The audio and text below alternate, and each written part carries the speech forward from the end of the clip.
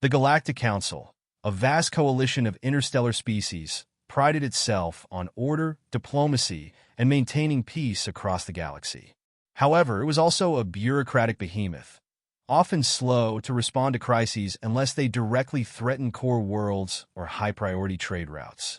When the Vaskari family's transport ship was ambushed by pirates and crash-landed on a remote, ice-covered planet, their distress call was routed through layers of administrative red tape.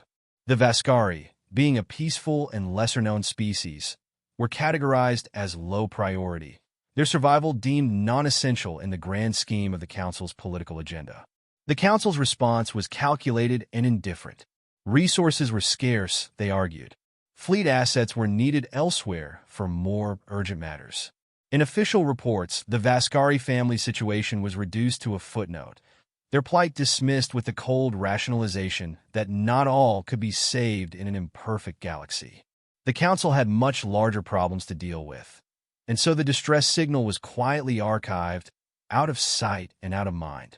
Alone on the icy planet, with no rescue on the way, the Vaskari family quickly realized that their once faithful belief in the Galactic Council's protective reach was a tragic misconception.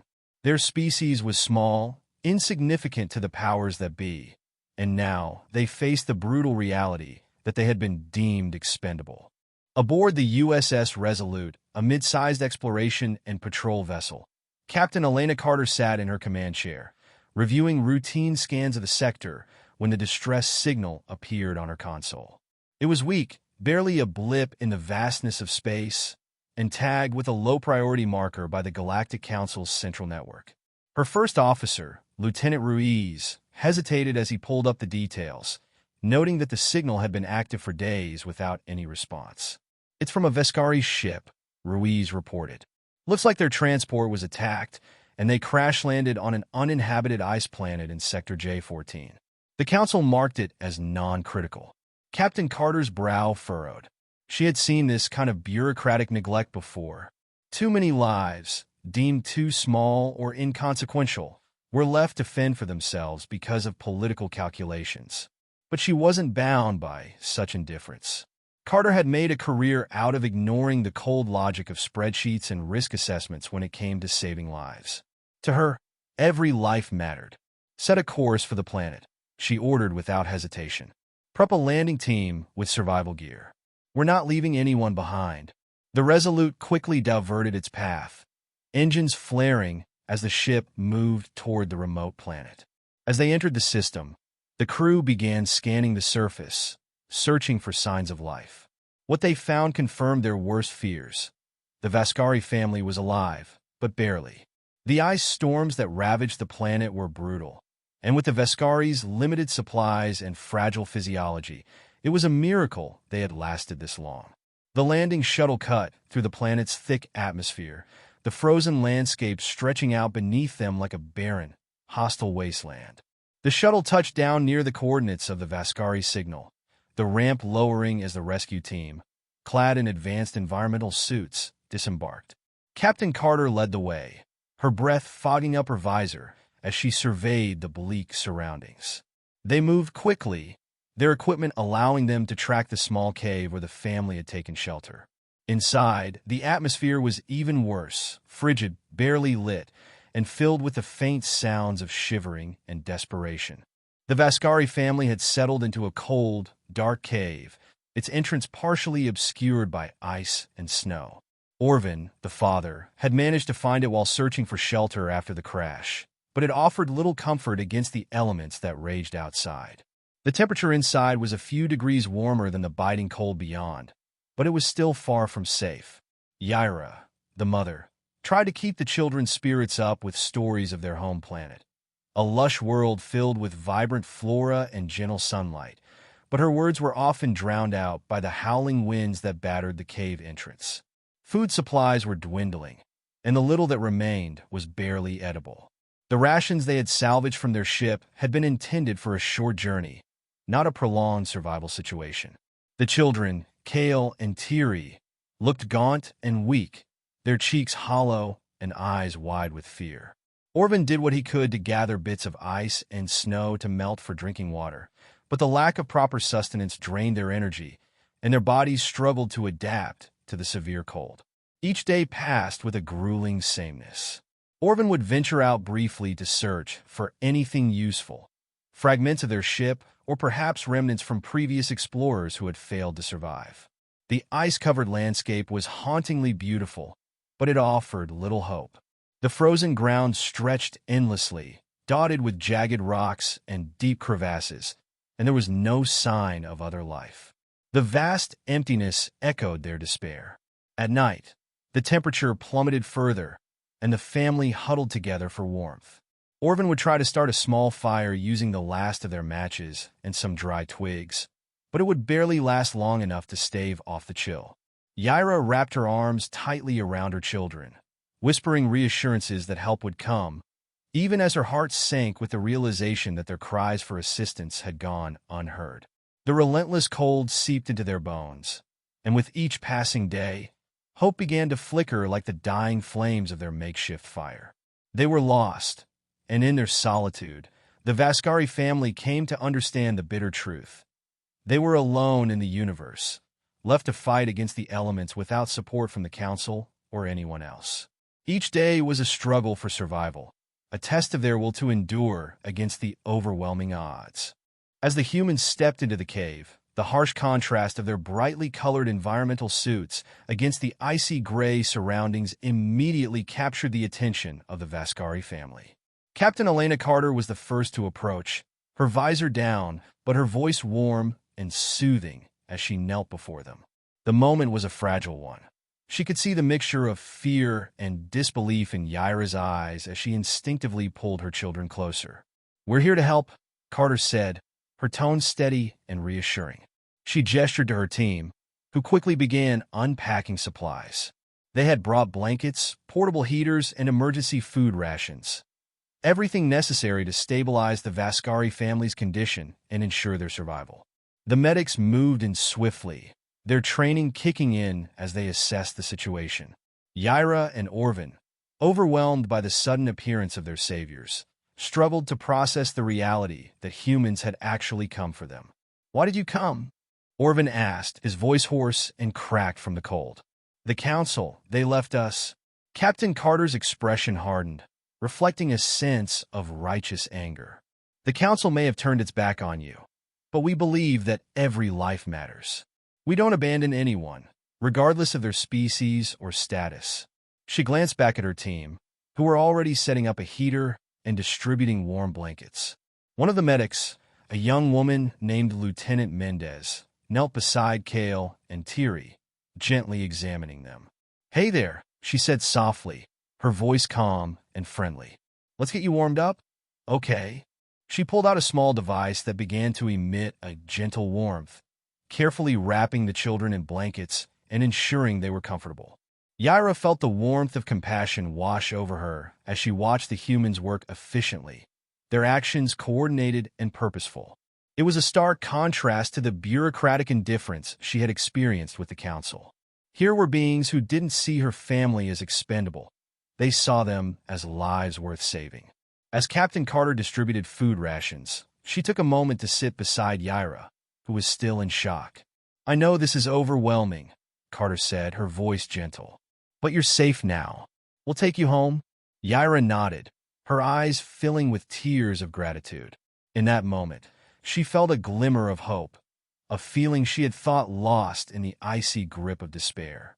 As the warmth from the portable heaters began to envelop the cave, the atmosphere shifted.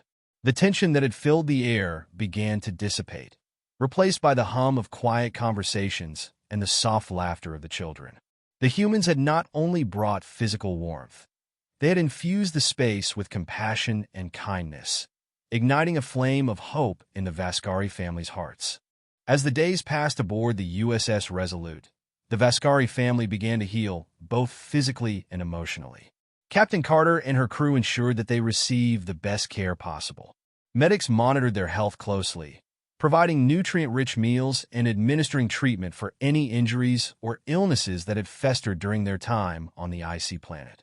Kale and Tiri, once frail and weak, began to regain their strength, their laughter returning as they played with the crew's spare equipment, curious and wide-eyed in the presence of their human rescuers. Yaira and Orvin, too, started to find solace in the ship's warm environment. The Resolute was a far cry from the cold, dark cave they had inhabited. Here, they were enveloped in warmth, both from the advanced technology and from the camaraderie of the crew. The humans treated them not as victims, but as guests, offering kindness and understanding in every interaction. Yaira often found herself in conversations with the crew members, sharing stories of her home planet's lush landscapes and vibrant culture, while they, in turn, shared tales of their own adventures across the galaxy. Captain Carter frequently checked in on them, making a point to include the Vaskari in ship activities. She invited Orvin to assist with minor repairs and modifications in the engineering bay, recognizing his technical skills from his time as a transport engineer.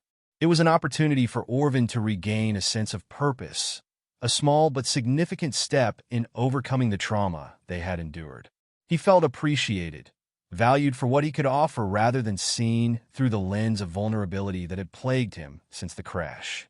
Meanwhile, Yaira took to helping the ship's cooks, learning human culinary techniques while sharing her own recipes.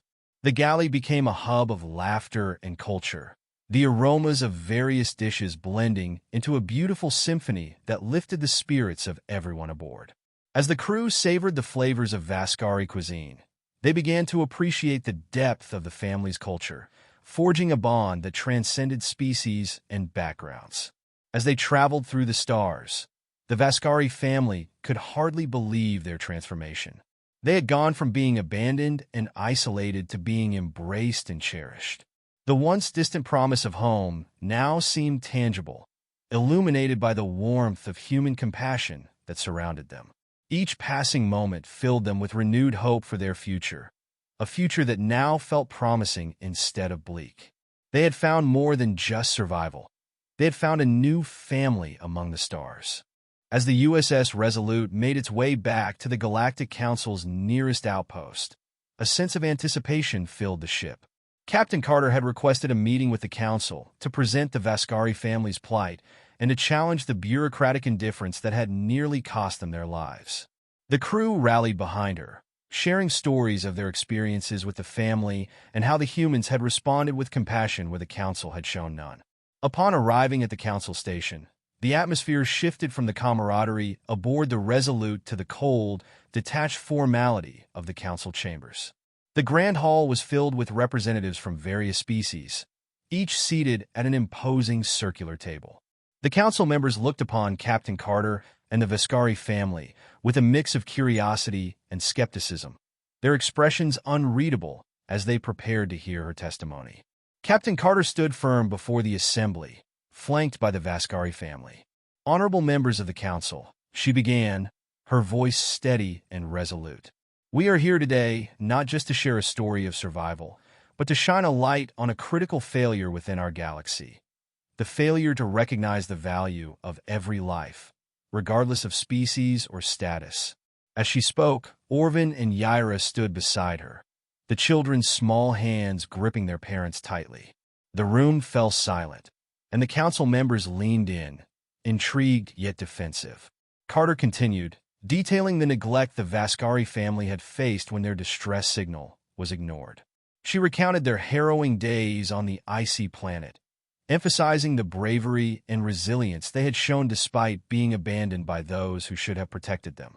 The Vaskari family embodies the spirit of unity and survival that we should all strive for, she declared, her gaze sweeping across the chamber. They should never have been left to fend for themselves. In a galaxy that claims to uphold peace and cooperation, how can we justify leaving anyone behind? The murmurs of dissent began to ripple through the assembly. Some Council members exchanged glances, their discomfort palpable. Captain Carter pressed on, unyielding in her stance. She spoke of the humans' unwavering commitment to rescuing those in need, illustrating the stark contrast between their actions and the Council's cold calculations. We cannot allow bureaucratic indifference to dictate who is worthy of help, she urged, her voice rising with conviction. The very essence of our interstellar alliance should be compassion, not callousness. It is time for the Council to reevaluate its priorities and recognize that every life is precious, regardless of its origin. As she concluded, the silence in the chamber was profound. The Vaskari family stood at her side, their presence a poignant reminder of what had been at stake. The lesson was clear. The galaxy must learn to value every individual life, fostering a culture of empathy and support over indifference. The Council's responsibility extended beyond policies and regulations. It encompassed the moral imperative to protect and uplift all beings. In that moment, the Council faced a choice, not just to acknowledge their shortcomings, but to redefine their approach to governance and interstellar relations. The fate of countless lives hinged on the lesson that had emerged from the shadows of neglect. Compassion was not merely an ideal to aspire to. It was a necessity for a thriving and unified galaxy.